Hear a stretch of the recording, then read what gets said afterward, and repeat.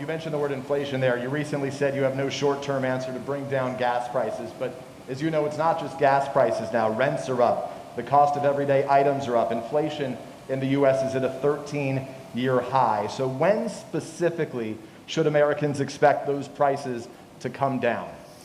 Well, look,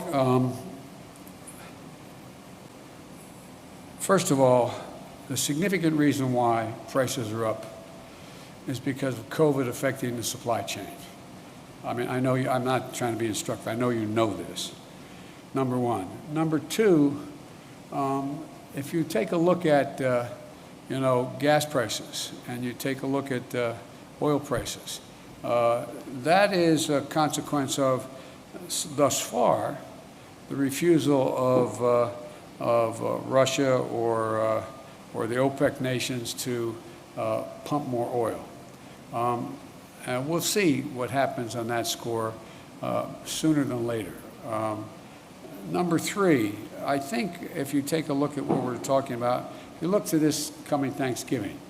We're in a situation where we find that we are in a very different circumstance. Last Thanksgiving,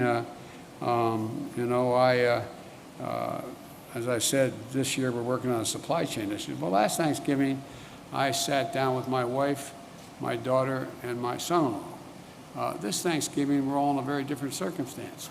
Things are a hell of a lot better, and the wages have gone up higher, faster than inflation, and we have generated real economic growth. It doesn't mean these dislocations aren't real. They do affect people's lives. For example, one of the reasons why I decided to talk about the need to deal with the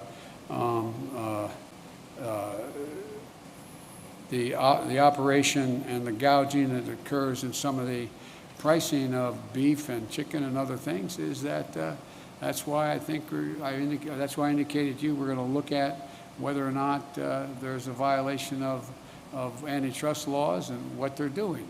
So there's a lot to look at, but the bottom line is that I think and anyone who would prefer, as bad as things are in terms of prices hurting families now, trade this Thanksgiving for last Thanksgiving.